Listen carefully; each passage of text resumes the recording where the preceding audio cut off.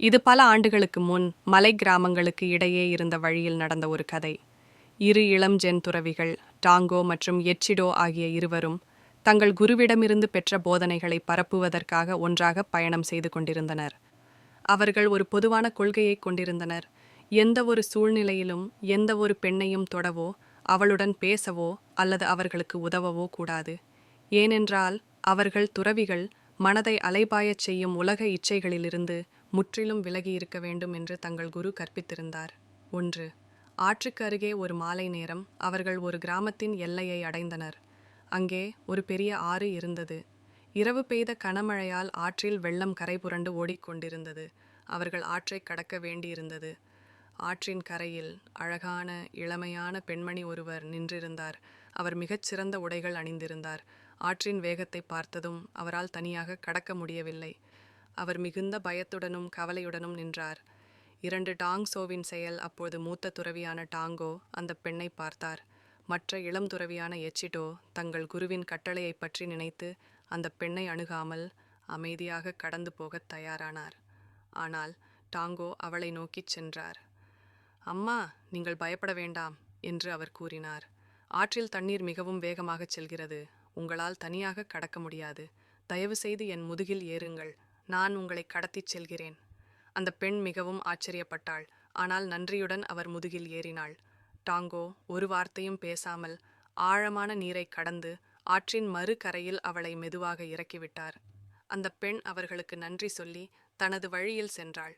டாங்கோவும் எச்சிடோவும் தங்கள் பயணத்தை தொடர்ந்தனர். 3. ஒரு மைல் தொலைவுக்குப் பிறகு ஆற்றை கடந்து சுமார் 1 மைல் தூரம் அவர்கள் நடந்து சென்றனர்.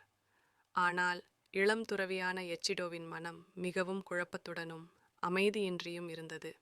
அவர் மௌனமாக இருந்தார்.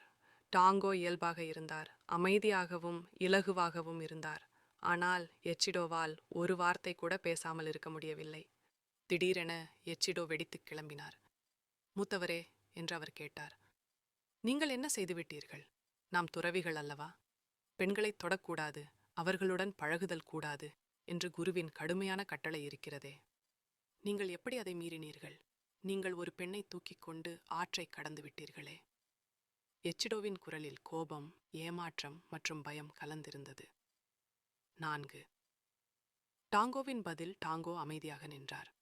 அவர் திரும்பி ஆச்சரியத்துடன் எச்சிடோவை பார்த்தார்.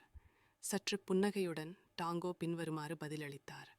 சகோதரனே, நான் அந்த பெண்ணை ஆற்றின் மறுகரையில் இறக்கிவிட்டு என் வழியில் வந்துவிட்டேன். ஆனால் நீயோ என்று கண்களை பார்த்து உறுதியாக கூறினார். அவளை இன்னும் உன் தோள்களிலிருந்து இறக்கிவிடாமல் 1 மைல் தூரம் சுமந்து கொண்டிருக்கிறாய். இந்த கதையின் ஆழமான உட்பொருள் சுமையைச் சுமத்தல். இந்த கதை பற்றுதல், அட்டாச்மெண்ட் மற்றும் சுமையைச் சுமப்பது, கேரியிங் அ பர்டன் என்ற 2 முக்கிய ஆன்மீக கருத்துக்களை போதிக்கிறது. டாங்கோ அந்த பெண்ணை உடல் ரீதியாகச் சுமந்தார். ஆனால் அந்த செயல் முடிந்ததும் அதை முற்றிலும் மறந்துவிட்டார். அவர் பற்றில்லாமல் இருந்தார். மனசுமை.